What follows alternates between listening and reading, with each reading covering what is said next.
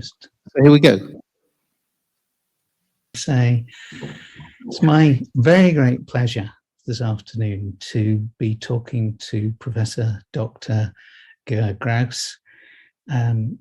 Graus, you've been described as a pioneer, a visionary. Your dedication and passion have made a huge impact to the lives of tens, even hundreds of thousands of children. And you've done that globally.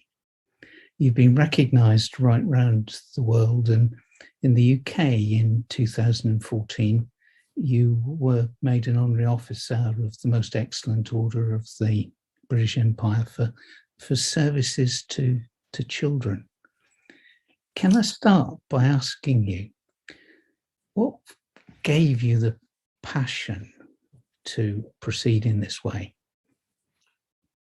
Firstly, David, thank you for having me. It's a pleasure to be with you this afternoon. And it's an interesting question. I had a column in a children's weekly called The Week Junior, and we decided to call the column "Becoming Me" because it was about the journey rather than about who people are, who they've become, or what they do at the end of that journey.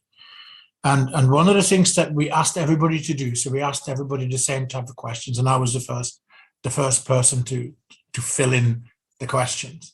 But the last question was, we asked people to do a drawing of their professional life. So what will the line look like? And mine was pretty much all over the place. It was inside the frame and outside. The conclusion at the end of the series of interviews we did was that there are no straight lines. And I suppose that's a reasonable start of an answer to your question. I moved to the UK many years ago. I was only going to come over for 1 year. I grew up in the Netherlands, and near Maastricht. I became a teacher because I had a teacher who I wanted to be like. It was my German teacher, the man who I owe.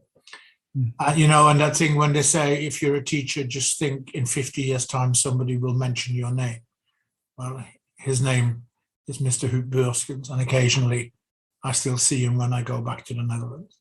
And he gave me a book and he made me read, and he believed in me. And so I became a German teacher. There were few jobs in the Netherlands in those days because teachers were well paid and well respected. So I came to the UK for what I thought was going to be a year. I landed at Taverham High School near Norwich, which was a brand new school with a very visionary head teacher who appointed people she wanted to be around her children, basically, Mrs. Daines. And I stayed there. The 1 year became 5 years. There was a promotion involved. I enjoyed it. I learned lots from other people.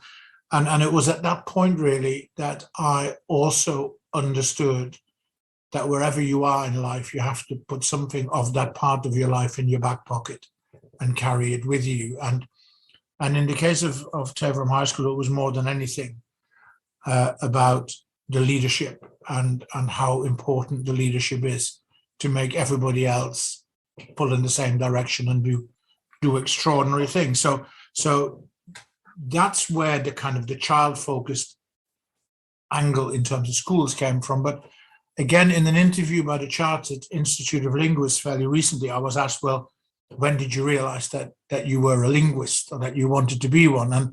And I concluded that I was born one because I grew up very close to the Belgian border and very close to the German border, and going to buy cigars for my granddad at the age of 12 in one country and for the other granddad get the schnapps.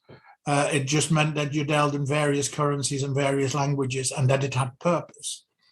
And what I discovered that we had in Norwich was we had lots of really, really amazing children. And we taught languages, but when we talked to the children, there was no purpose except for that thing about you might go on holiday one day. So we set up an exchange with a school in Germany, and within 2 years, I had a number of youngsters who were 14, 15 at the time going over to Germany for 6 weeks in their summer holidays to do work experience with the strict instructions that the hosts should only speak German to them. Those kids weren't just brilliant, it changed their lives, because that purpose actually gelled. And it was the first time that I understood the real importance of what you learn out of school, and which is the learning aspect and the education aspect, and how it links to the schooling aspect, which is about being taught. And those youngsters they got their grades, but they became different people. They saw the world differently because of their experiences, and they became very confident young people because they weren't shy to make mistakes. They would work, that have that skill set. And James Neal, who many years later, who was my favorite pupil of all time, and James Neal, when I was at a conference in Kuala Lumpur many years later, much to my surprise, stood on the stage as international director of GL education, and saw me in the audience and went, "I'm here because of him." So it did kind of come full circle with my German teacher. And what happened more and more as I moved from Norwich to Hull, contrast in schools and contrast in size and contrast in socioeconomic contexts, was the introduction of the national curriculum, the introduction of Ofsted equals no trust in the teaching profession, and the narrowing of what we teach children, and therefore the loss of purpose.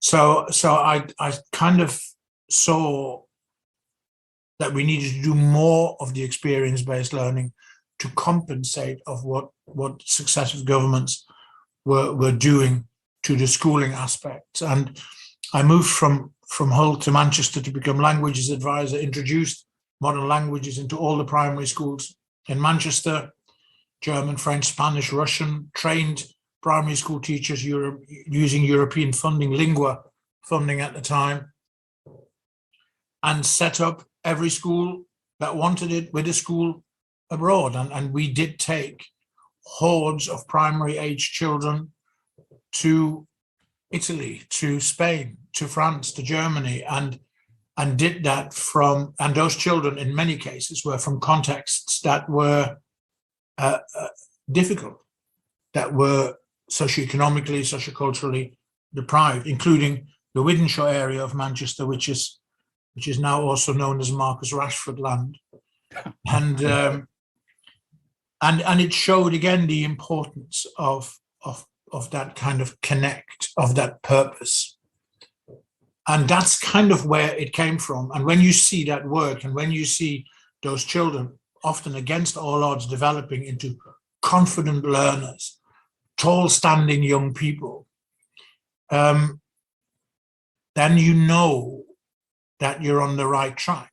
What we then needed to do, which I did later on, was to work with universities to actually research and evaluate this, because you had to stand against the regime that became the national curriculum, and that became Ofsted, and that whole thing about, I used it once at a conference, which is an odd concept, but I was asked the question about the education system and the schools in England were all free and could do what they wanted because of local management of schools. This was the perception that existed in this conference. And I pointed out to them that in England, there are approximately 600,000 children in every year group.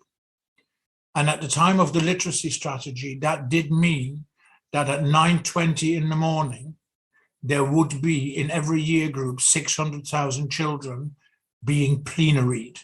That was hardly a free, creative, innovative school system. That was a diktat, and that needed compensating. And I still absolutely believe that the experiences are in the end what turn the children on and make them see the light. And you know, there is that bit about, you know, the mind once enlightened cannot again become dark, and it becomes our job to make that happen. Not just to teach, but actually to open the windows and let them look out. So you're back to the real root of the meaning of the word education, to lead on. Yeah. Having said lead on, can I take you back to Hull? Yes, because I first became aware of your work when I too was working in Hull. And I read about this thing called the Children's University. And initially, I'll admit, a little bit shocked. You know, why a children's university? And then I looked into it, and it was amazing. And I saw some of the things that the children were doing. Now, you were the first chief executive, I believe the founding chief executive of the Children's University. What was the vision there? And to what extent do you think you were able to achieve it? And the third question, what did you learn from that? So firstly, I think absolutely credit where credit is due. So the notion of the Children's University came out of the considerable mind and heart of Professor Sir Tim Brighouse. Okay. In his both Oxford and Birmingham days, when he was talking about a children's university as much as he was talking about a university of the first age and a university of the third age, etc. But in Tim's mind, this was a concept. So a group of people got together, got on very well with the then Blair government, particularly around Estelle Morris, and funding was made available to make this thing happen. And the idea was that it would be a charity that needed to grow and deliver. So it took a while to establish this, because you need to travel the land and you need to get to know the circumstances and recognize that the circumstances of Hull and Bransholme in Hull are markedly different to those in Norwich, or indeed some of the rural deprivation areas that there are in Cornwall, for example, because the focus was 4 to 14, the focus was out of school hours learning, and the focus was to have that certificate. That was the framework. And I've always been a believer that if I can't explain what I want to do to children, then educationally, then we shouldn't do it. So you need to keep it simple, you need to keep the language simple, and you need to keep the idea translatable. So I can say this now, the whole workings of the Children's University, the operational side of the Children's University, came out of the campaign for Real Ale. I don't know whether you are familiar with CAMRA. Yes. But then you will know that what happens is actually quite brilliant, isn't it? Because somebody goes into a public house, tries the beer, says that the beer is that good that the public house can have a sticker in the window and the name of the pub and the beer in a book. And those who like drinking good beer can then find the pub, can find the beer, and can taste for themselves, and can then write a commentary if they so wish, and put all of this in their own little travel guide, travel book. So let's just imagine that you replace the public house with a museum or a library or a gallery or a zoo or a sports club or a public farm or a park or a Chatsworth house, whatever it is, and that you go in and you taste the learning. And then the learning is that good that it's worth putting on a website, and they can have a sticker in the window. And when the children come with their passport to learning, then they can collect a stamp for their attendance. And if you've collected an X number of stamps, you can go and graduate. And you don't just graduate, you actually go to a university with your mum and dad, who quite often have not been in or near a university themselves. And there I am as a 6, 7, 8-year-old getting my first certificate at a formal ceremony done brilliantly by some of the higher education institutions, quite amazing, vice chancellors turning up, etc. And this what then became very important to me was that this was almost like a charitable franchise. So what should not happen was the diktat should not come from the center. The quality and the quality assurance and the support should come from the center. The center should steer the innovation. But each of those children's universities locally had to have their own power base because they're their children. They're their communities, they're their museums, libraries, galleries, whatever it is. And that worked. So we went within a year or two, we went from 5 or 6 to about 20 or 30 in England, and actually initially sought them out. Literally, you had a map of areas of disadvantage, and you went and knocked on the door, and you made things happen.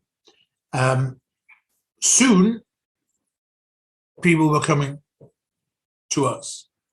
And then people started coming from Scotland, and then people started coming from Wales, and then people started coming from Northern Ireland. So the whole thing grew. And we had annual conferences where you brought the whole family together, where you planned, where you created ownership, you shared good news, you shared sorrows and whatever. And the thing moved on. And then after 7 years, it was in 11 countries. And my last act, I suppose, was I attended the first graduation of the Children's University of Australia at Adelaide University. Mm. And there's a little video that was produced, and if you listen to the words of the mother of 2 Aboriginal girls, then you completely capture with the essence of the Children's University, but also its magic and its power.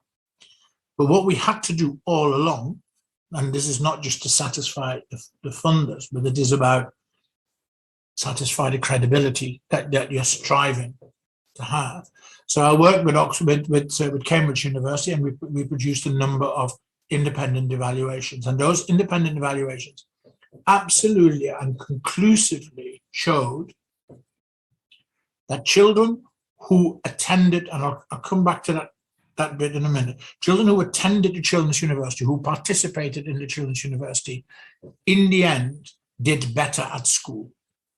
And it's not that the maths grades went up or the English grades went up, or that naive stuff, but it actually meant that they became confident, curious learners who knew that there was an answer out there and who developed that skill set. And that is why they did better at school. That is why their attendance improved. So what effectively what you are creating by these experiences is you are enhancing all the ingredients that do lead to success, the success being achievement as well as attainment. And this was very clearly demonstrated time and time again.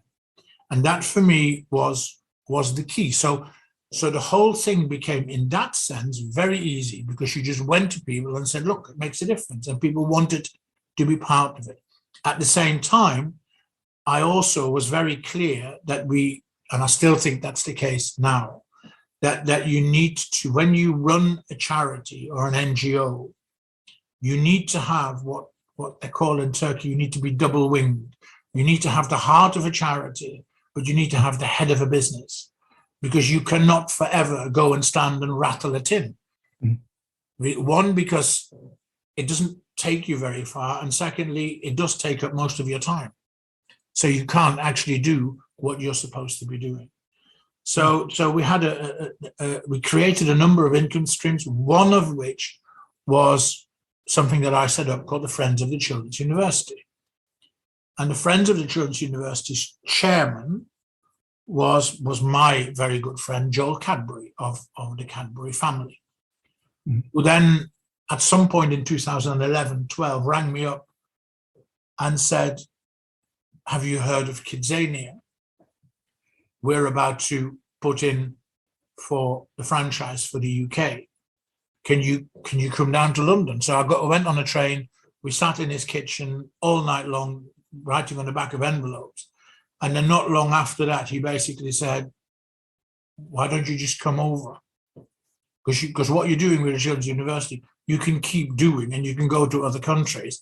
And he was right. You reach a certain point. And so then I suppose, I was invited to write my own job description, and ended up in what really was an extension to the whole Kidzania concept, except that it moved from a charity to a business, except that it, in both cases, it had a name that was inappropriate, because the Children's University wasn't necessarily about Children's University, and Kidzania is something that somebody made up and doesn't make any sense to people, but both concepts are brilliant.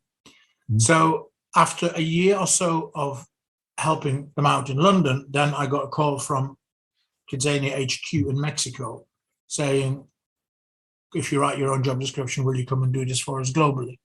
And until recently, until COVID days, that was the job really. But the principles were the same as the Kidzania one. You find research, you establish your credibility in terms of the research and how educationally credible you are, how you make things better for children. So that was it. Could you say a little bit more about the Kidzania concept? Because I think some of the people listening to this won't be aware of it. So it's go and see it because it is conceptually it's amazing. So they are cities for children. Everything is built 2/3 size. The one in the UK is in Westfield, in Hammersmith, Shepherd's Bush, London. And effectively, through sponsorship and partnership arrangements, industry partnerships, you have cities for children in which there are approximately 60 activities. The size of those cities are although they're built 2/3 size, they are very sizable, 7,000, 8,000, 9,000 square foot. And it has, every Kidzania has a real aeroplane in it with flight simulators. There's a hospital where you perform liver transplants or heart transplants. There is a theater, there is a television station, there is a studio rather, there is a radio station, there's a hotel, there's a sports stadium, there is a courier service, there's a supermarket, there's window cleaning. So there's a whole raft of activities, job activities that children can choose. And the most important thing we did was that when the children enter with their parents, age range like Children's University 14, when the children enter, adults are there to be seen and not heard. So the kids are in charge, basically. And they earn money for the jobs. You can save money, you get interest, you can spend the money, these kidzos, and all of, so it has its own economy. The behavior of the adults in terms of interference, it's much better with teachers than it is with parents. Parents, I don't know, there's a helicopter element that at times is infuriating, I have to confess. But the idea essentially is that children experience the world of work. And what we did in London and subsequently globally was we then developed a business model that made it affordable for children from even socioeconomically disadvantaged areas to come to Kidzania. So the Children's University Hull, for example, was a very regular visitor to Kidzania. London, because we invited them at times when it would normally be quiet and when we could give them a heavily discounted access, whereas those who came at peak times paid more. It was a Robin Hood model. I want to change direction because I could talk to you all day about this, and the value of those two initiatives will continue to come out. But in the time that we have left, I want to focus on what the leaders of higher education might learn from your experience. And I'm thinking here of ministers in different countries. I'm thinking of rectors of universities, principals of colleges, and those who are responsible for the curriculum. And I know that you spend some of your life now advising ministers in different countries. What messages would you have for the leaders of higher education institutions and systems around the world? Right. So very quickly, in a couple of minutes, a piece of research that we did globally with Kidzania. When you come to Kidzania, as a child, you get a bracelet. That bracelet means you can be tracked. So if we need to find you, we can find you. It also means that we can analyze which choices you have made. So I sat down with 7, 8, 9, 10 kidzanias globally. The total sample is now nearly 600,000 children.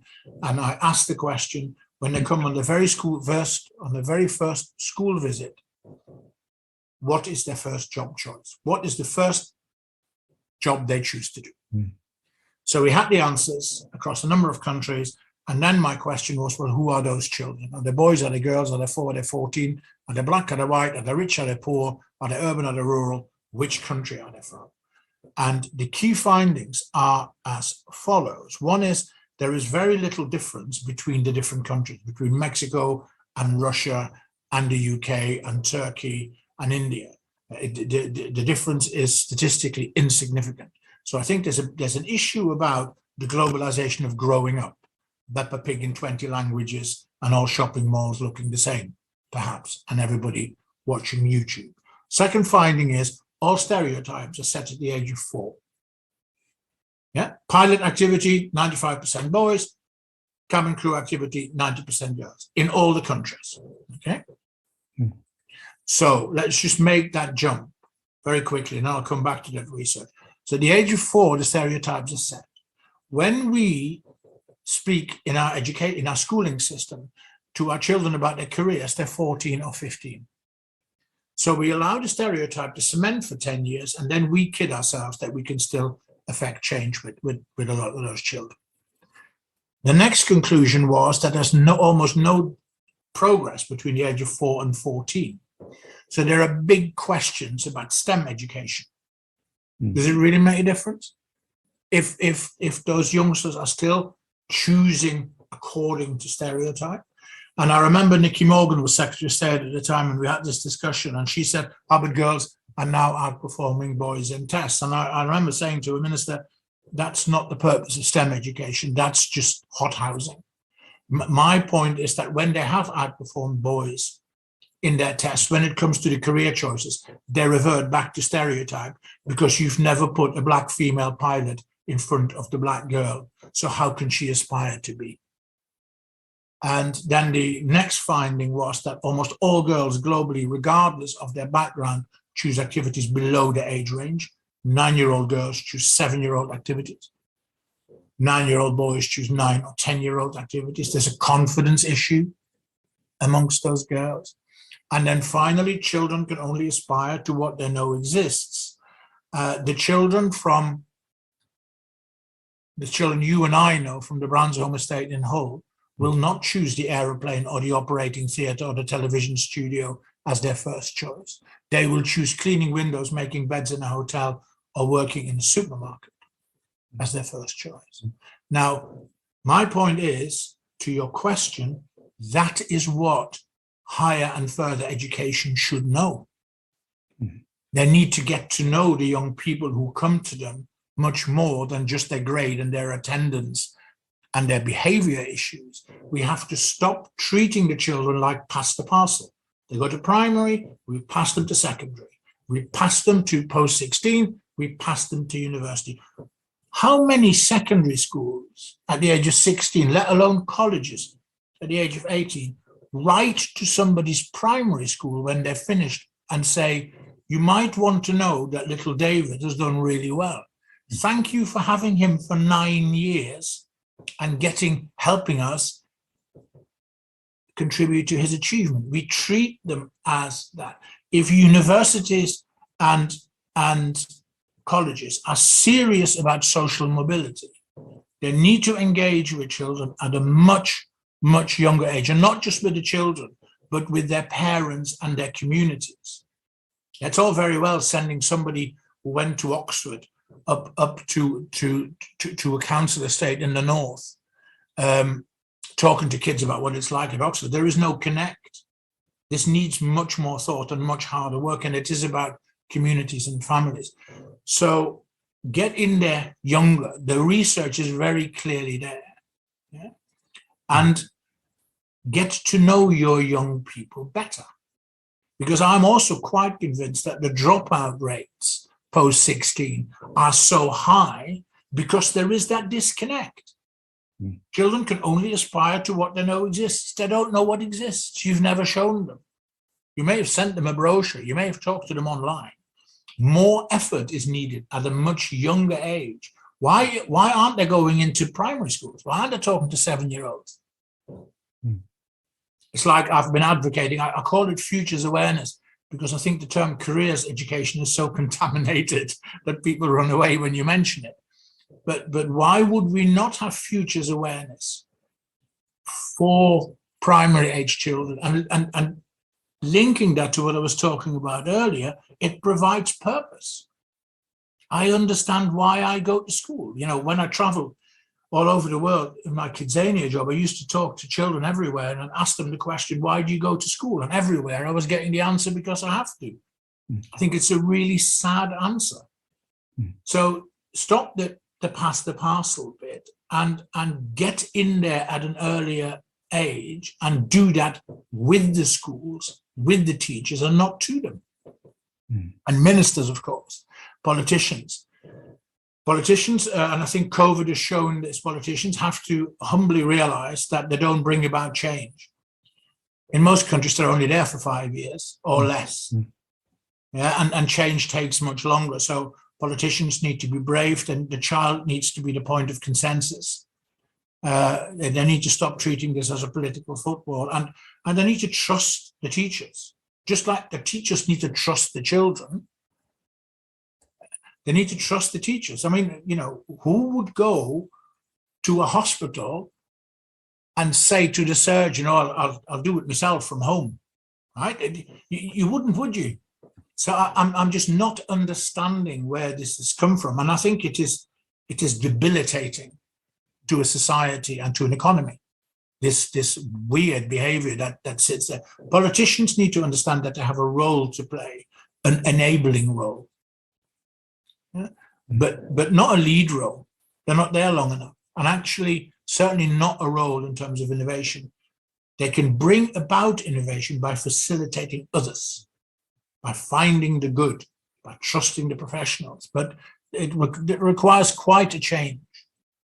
Can I ask for your thoughts on how, I'll call them educational institutions, deliberately to include schools and universities, but your thoughts on how educational institutions might involve children and students in their decision-making more effectively? I'm very fortunate that in my working life I've met some extraordinary people, and I've become friends with some extraordinary people. And one of my very best friends is one of the co-founders, Carla Rinaldi, of the Reggio Emilia approach, which focuses on early years and is world leading in its thinking on children's learning, particularly in the early stages. And there is an issue of trusting children. And I think, and when I mean children, I mean, 18-year-olds, whether 18-year-olds are children until fairly recently, only till a couple of years ago, I was still a child because my parents were still alive. So, I mean, in that kind of definition of the word child, we need to trust the children. We need to trust the children like they trust us. And otherwise, we will not bring that about. Otherwise, that will forever be tokenism, this children's voice or young people's voice or students' voice.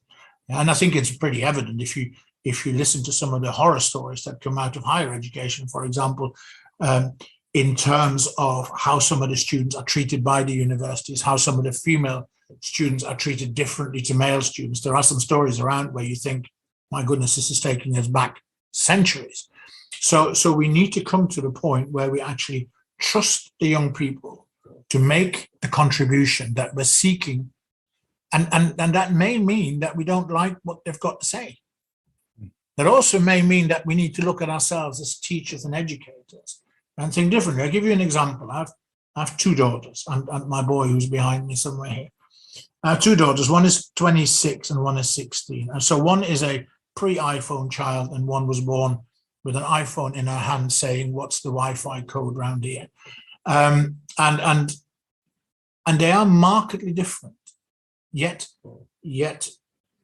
they were taught from the same textbooks and they were taught in the same way. And this iPhone generation gap might as well not have happened as far as that's concerned. And I've said to my youngest daughter schools, occasionally, you need to pay your 16-year-olds to teach your 7 and 8-year-olds how to work with an iPad and how to work with an iPhone and whatever the pads are called, because they're much better at it than your teachers.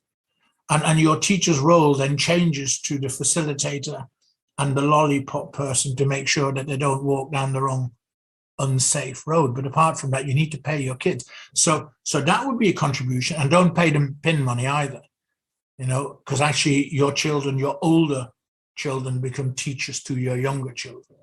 Why have we not got that actually immersed in our whole system? Why are third-year university students not working with first years, not as a matter of would you like to volunteer for a couple of hours, but actually will pay you to do it, and your tutors can oversee this. And it's not, despite what people are going to say, it's not hard to do. It might mean a bit of hard graft to begin with, but it's not that hard to do. And my 16-year-old and all her friends would happily do this. And they would be quite brilliant at it as well. And if I'm the 7-year-old, it's far cooler to be taught by a 16-year-old than by some fuddy-duddy like myself walking around there, right? So I think we need to begin to ask the question, who is the teacher? And how can we bring in communities? And how can we bring in people from outside, as well as the young people who are already there? Over the last few minutes, you have shared with us a huge amount.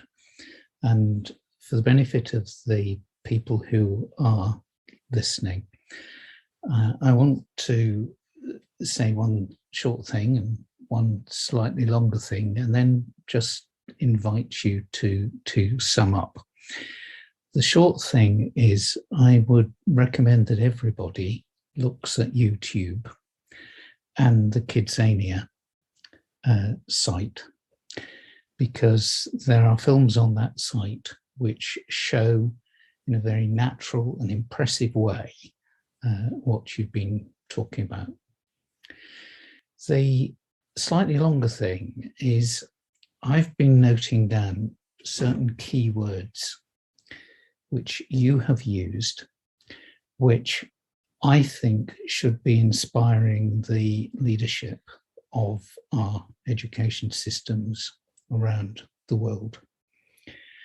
And these are in no particular order, and there may be an element of a cyclical nature about them. But you started your first answer with reference to an inspiring teacher. That's true for me too. And I think we as a system need to ask the question, what makes and enables teachers to be inspiring? Because if we can do that, we can inspire so many more people. You've mentioned the word leadership, but the way I've heard it is it's leadership in a very facilitative way. Clear direction, but clear facilitation. You've mentioned the importance of things happening locally, but you've also mentioned international awareness, from your own experience, from the travels of your pupils. And now we live in a global world and we need to take notice what's going on. You've mentioned the word confidence, and you've mentioned it in connection with pupils, and you've mentioned it in connection with teachers.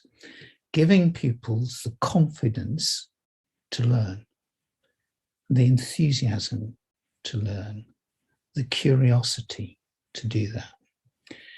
And you've mentioned it in connection with teachers, but initially it was because government didn't have confidence in them.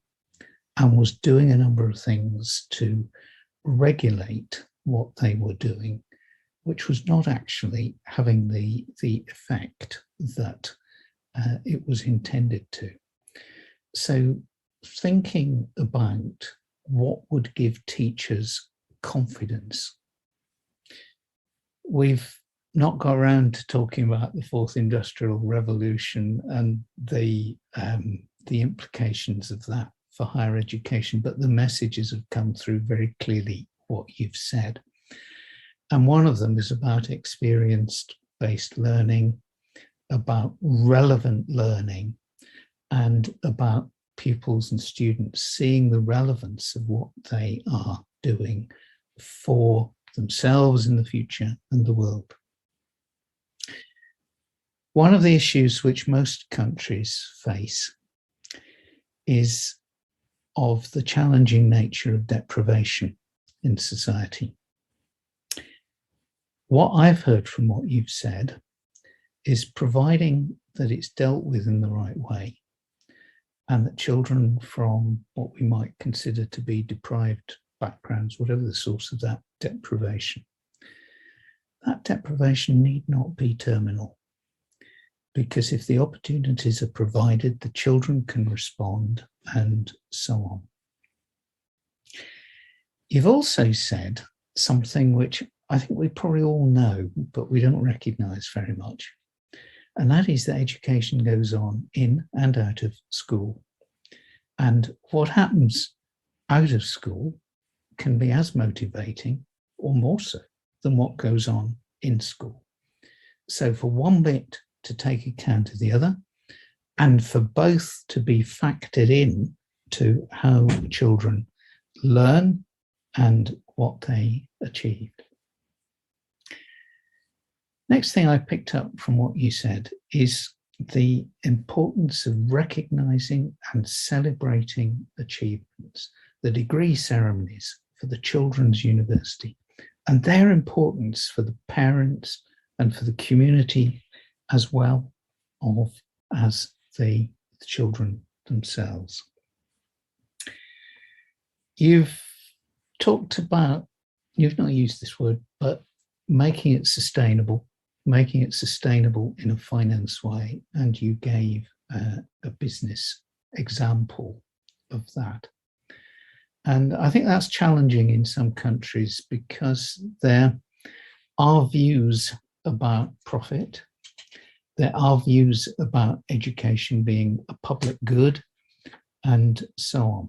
But I think you've shown how the two can be brought together.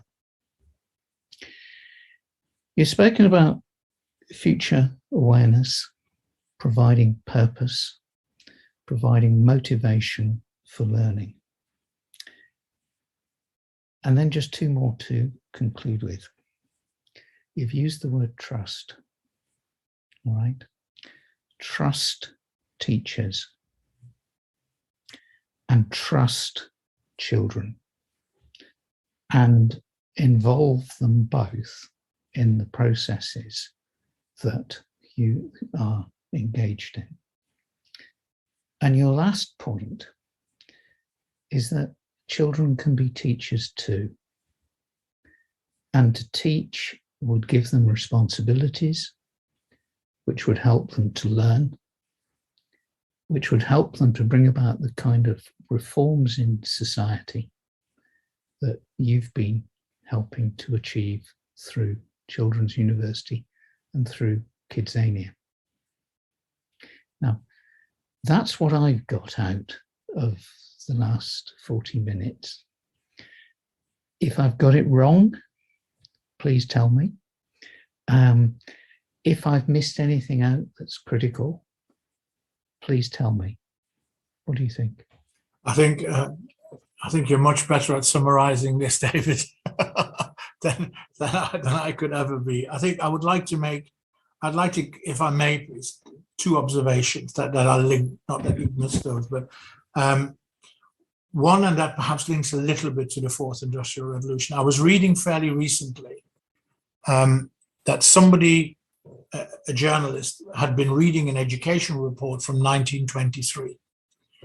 And the conclusion of that education report was as follows, that whilst the children were performing well in school, the world of work was basically saying that they were not qualified to enter the world of work in 1923 because they didn't have the right skill sets.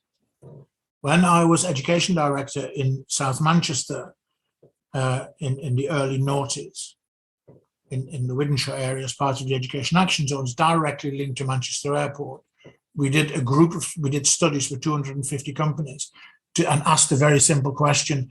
If you were to interview a group of 16-year-olds now, what would you be looking for in terms of their skills?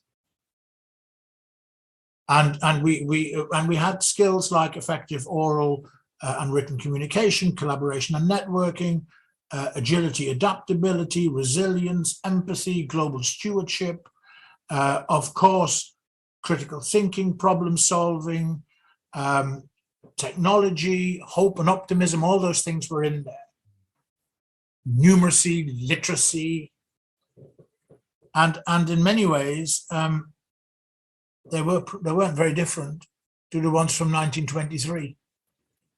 And I suspect that they're not going to be ever so much different to the ones from 2022 either.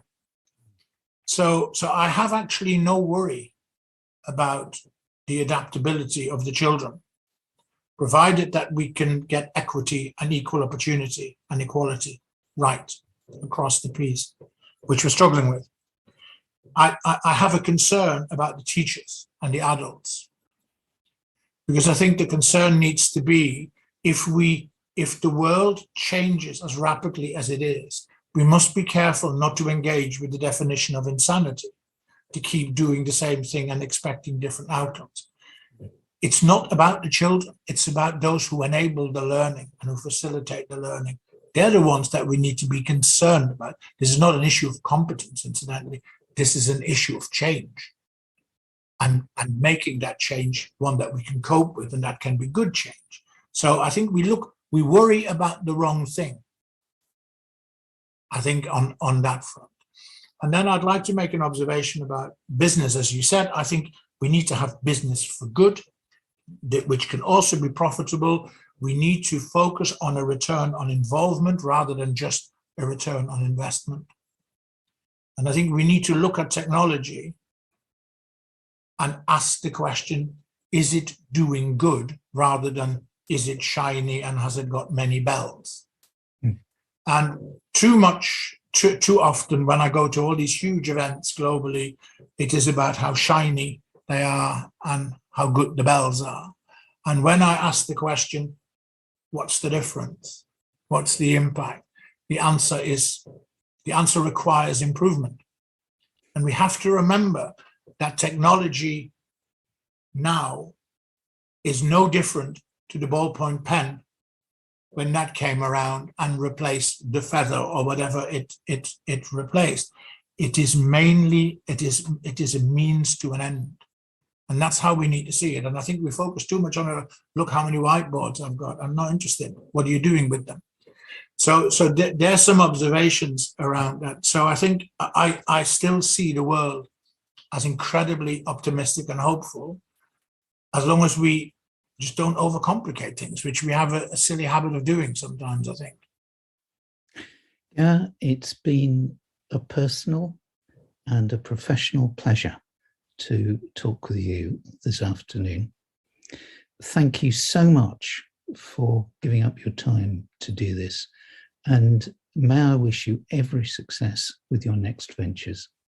Thank you, Dave. It's been a pleasure to be here, and you know, you have my details. If anybody wants any more information or wants to get in touch, they of course can do that. Always happy to help, and I hope we meet again soon.